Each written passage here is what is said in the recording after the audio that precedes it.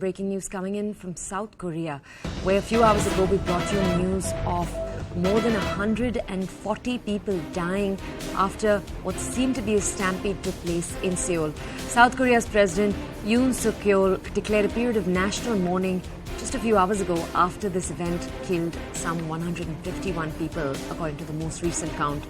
Now, he's expressed his condolences to the victims. The victims are mostly teenagers and people in their 20s. He said he wishes for a speedy recovery for those who were injured. Now, the death toll, as we told you, is rising as we speak. It also includes 19 foreigners from Iran, Uzbekistan, China and Norway. Take a look at what the president of South Korea had to say.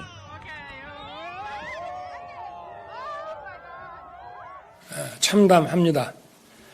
어젯밤 헬로윈을 맞은 서울 한복판에서 일어나서는 안 될 비극과 참사가 발생했습니다.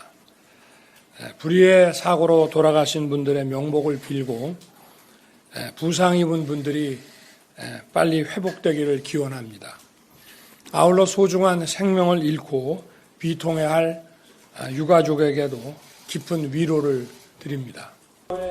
최우선 순위를 본건 사고의 국민의 생명과 안전을 책임지는 대통령으로서 마음이 무겁고 슬픔을 가누기 어렵습니다.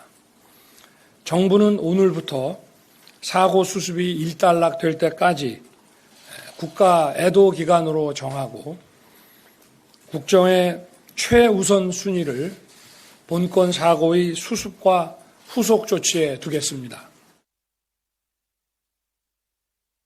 Just minutes ago, the death toll went up again to about 146 now, and 150 injured. So it has essentially almost tripled since I arrived here on the scene a few hours ago. It's kind of evolved. The scene here was quite chaotic. I was walking past people, in their Halloween costumes, on the phone, in tears, letting their family members know they were okay. A lot of those people have now left. They've actually brought in buses to bring people home, and the government has been sending out these emergency alerts by text message asking people to leave this area. There has been an increase, though, in the number of emergency personnel, like these police officers here, firefighters, paramedics, now numbering more than 1,700.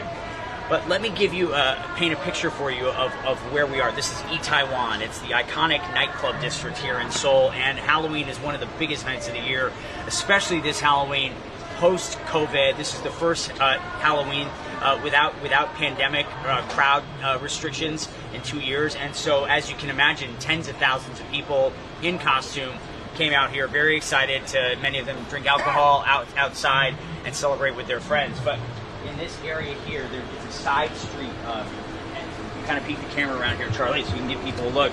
You can see how narrow it is. And we have pictures that I posted on my Twitter. I don't know if you guys have it. Basically, there were thousands and thousands of people jam-packed into this very, very tight area. Packed so tightly that we've been given a description, essentially, that people were piled up over each other. And so some of the injuries, people who fell were crushed. There were people who called, more than 80 calls from people complaining that they actually couldn't breathe, they were suffocating, and a number of the victims died from cardiac arrest because their hearts simply stopped. And out on the street here, now it's empty, but this is one of the areas where on social media there were videos of people just lined up down this sidewalk, lying there lifeless, with paramedics, friends, desperately trying to perform CPR and to revive them, but because some of these people were just so badly hurt, the number of dead has continued to go up. Every time that we get an update, the death toll has continued to rise because the injuries in this crush were just so horrific. And this has risen to the level of a national disaster here in South Korea. The president convened an emergency meeting. He sent a disaster management team here, and that's what the people that you see out on the street here. You have investigators as well as firefighters and police to control the situation. The roads here have been blocked off. This whole area has been blocked off. We're trying to get all of the Halloween partiers out.